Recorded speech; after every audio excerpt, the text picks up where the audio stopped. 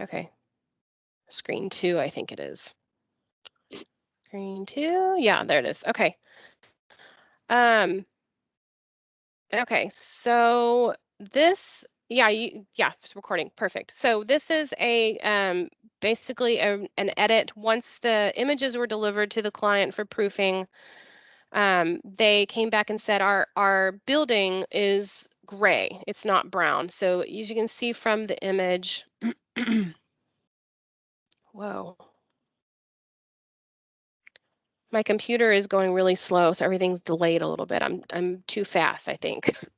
Okay, so the image looks a little bit more brown in this case, and the person who's choosing the images, reviewing them, came back and said, no, we just had it painted recently, and it is gray. It's not brown. So they wanted us to go in and do a little bit more work with it. The reason why it looks brown is simply because the photographer captured the image in auto white balance, and the sensor on the camera probably took into account the blue in the sky and made it a little bit more warm. So in these cases, I'm going to show you a really easy way, very quick way to correct the white balance. The building being gray makes it super easy to correct because white balancing really goes off of a grayscale. So 15% gray is the standard, but if you have just a gray surface or a pure white surface, you can do this trick too. So using the eyedropper tool on the surface that is gray, which let me show you what it looks like on Google. I don't know if this is a step that you want to do when you're researching these sites, but you can. I did. I think it worked. It helped to understand. Okay, so it's 400 South Gramercy Place, Los Angeles.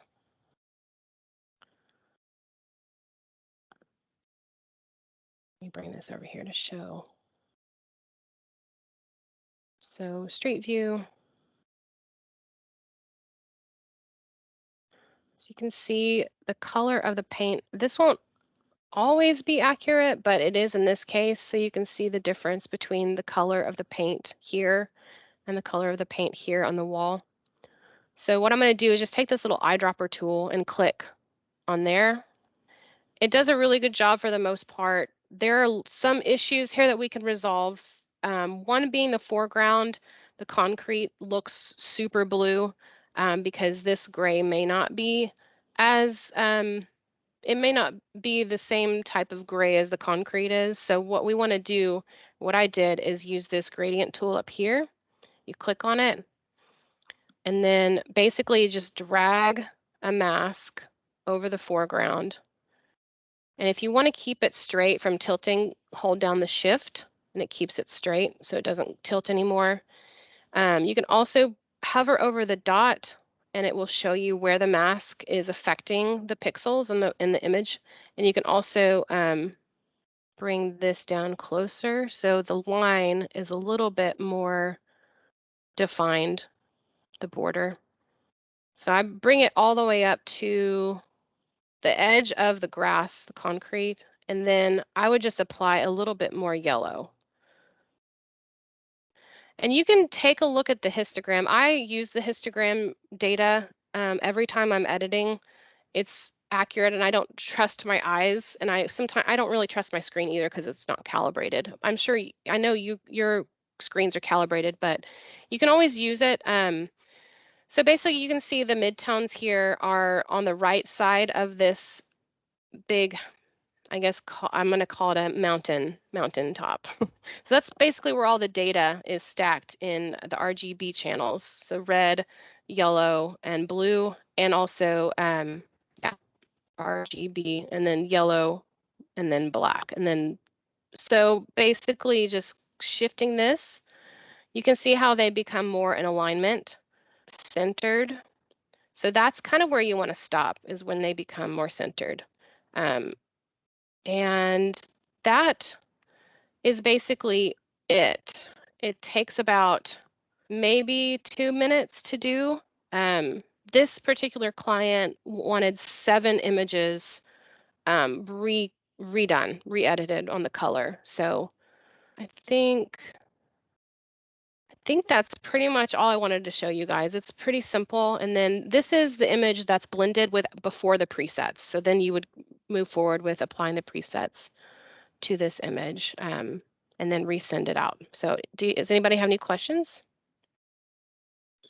Hey, Kim, can we see like a before and after side by side? Is that easy to do? No worries if not. Yep.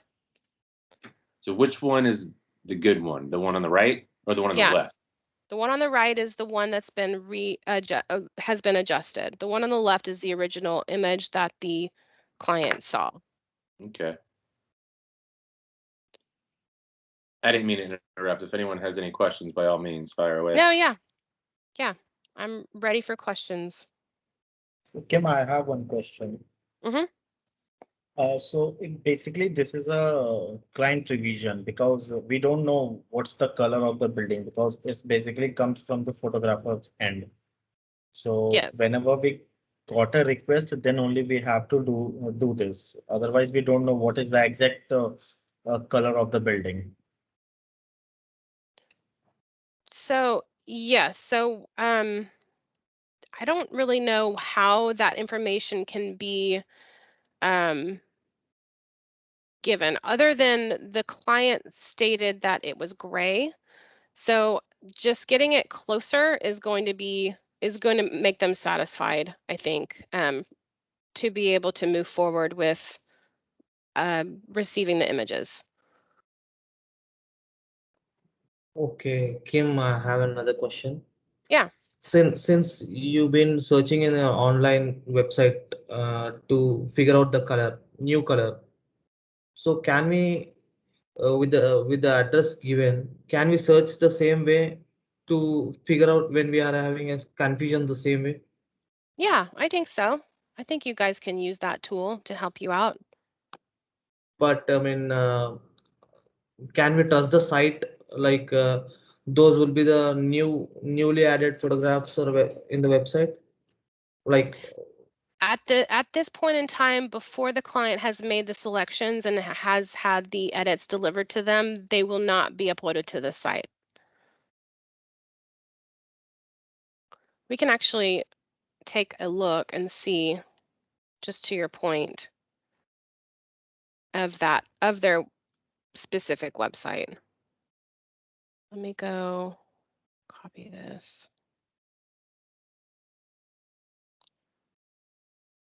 Here it is. So yeah, you can see here that it is a bit more gray, but that's not always going to be an option because it might be a job that doesn't have images, right? Which there are some. A lot of jobs would have stock photography, perhaps, if they don't have photography. So yeah, that's an option too, to see what the color looks like. This also wouldn't be an option if they had recently painted the job, or sorry, painted the building and don't have any updated images. So that is when the job becomes a little bit more tricky when you're trying to match the colors. So I think the best option when you're going in blind like that, you don't have any information from the site as to the correct color. You can find something in the frame that is gray or is white. The car is probably not a good idea, but this sign right here is pure white. Let me just reset the image, go back. So you could do the white sign, that would get it a little bit closer. Again, you could push it a little bit further to be more blue. So see, here, let me do that again. So if you find a sign, street sign, molding around the windows is also an option. So white or gray is what you're looking for. I think that sign's probably the best option to use. So you can use the eyedropper tool and click on the white surface. And that gets it close. And then you can see the histogram here, this gray area. If you shift the temp slider and line all those up together, that makes it closer to gray. But since this is a gray building, I think using the gray surface is good. Yeah.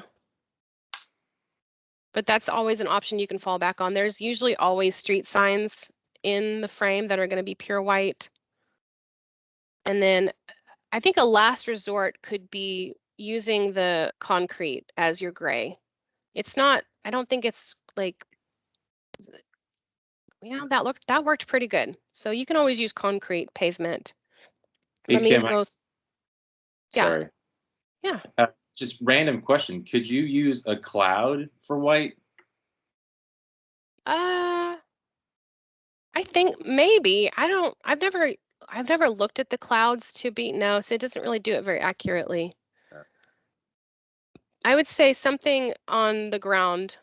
The concrete worked really well, so you could use the concrete if you don't have a white surface. And this goes for every image that isn't white balanced correctly. And if you ever get the client edits coming back to you to go back in and fix color, using a gray surface or a pure white surface is the way you want to go about it. So even on interiors, let's find one. Kim, sorry, Kim, I have one Yeah. question. Yeah. So if we have exteriors, suppose in the property we have 10 exterior, so we have to match them as much as possible to make it a consistency for every images. Yes. Yeah, because the photographer, when they're capturing, their camera is set to auto white balance.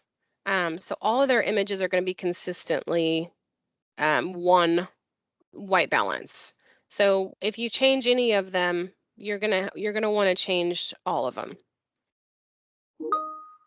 But again, this is for client edits, so you would only be editing the ones that the client has chosen.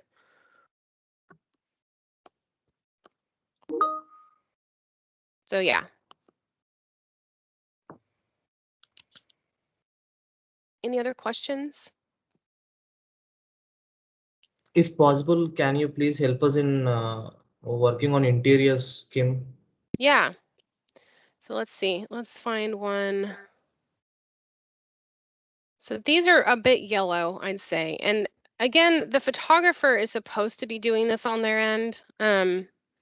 I'm trying to get everyone up to speed and on the same page. And then sometimes when a photographer doesn't have a real page job for a long time, they would have been working with other clients that have different requirements than we do, so they forget.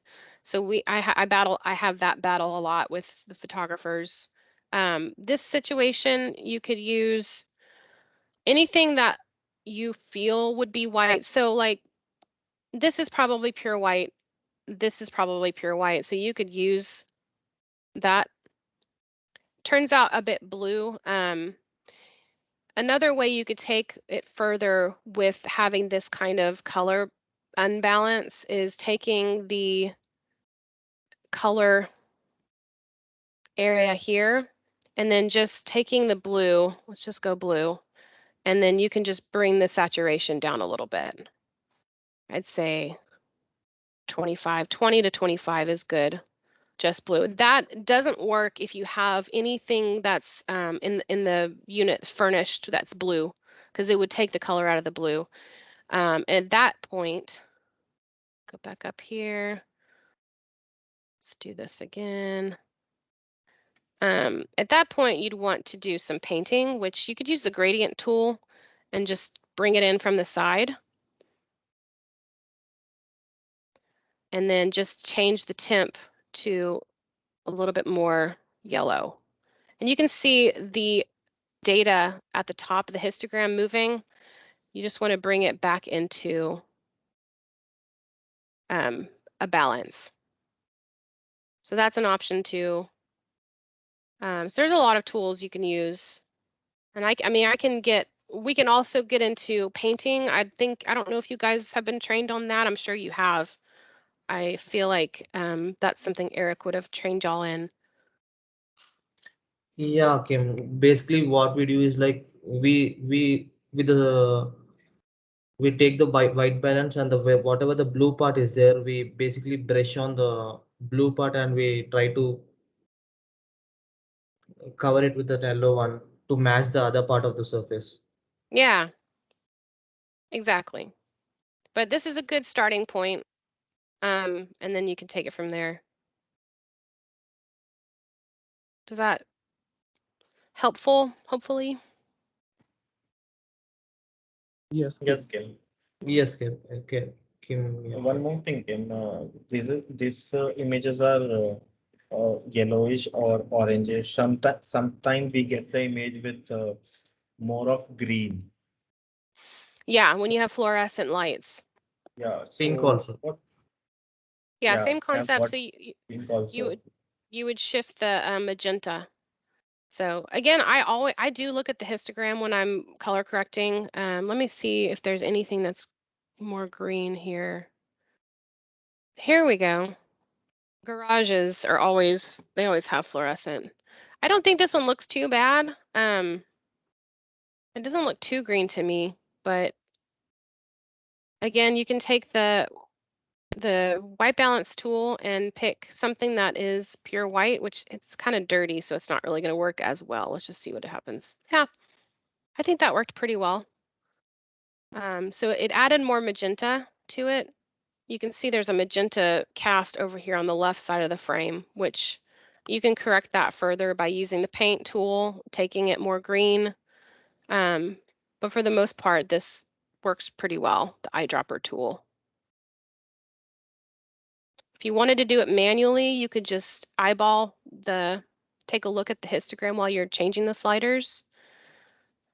This right edge of the mountain, you want to make sure that all of the color channels stay aligned in alignment as much as possible. That is what's telling you there's a color cast, specifically in the highlight. So this is the highlight zone. So you want to make sure that the color slider, whenever you adjust it, those channels are staying as even as possible. So I just lined up all the channels and it did a really good job there.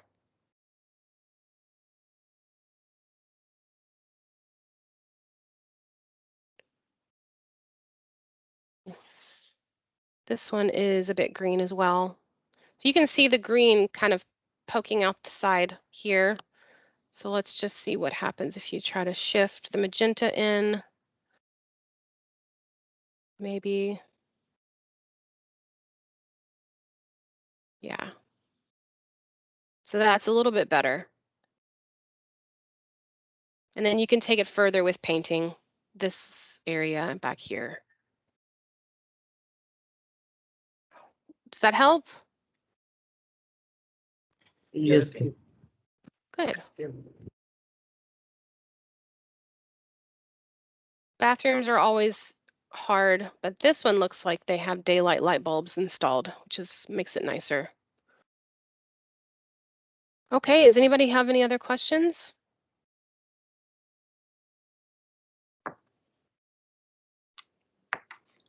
Well, thanks for doing this, Kim.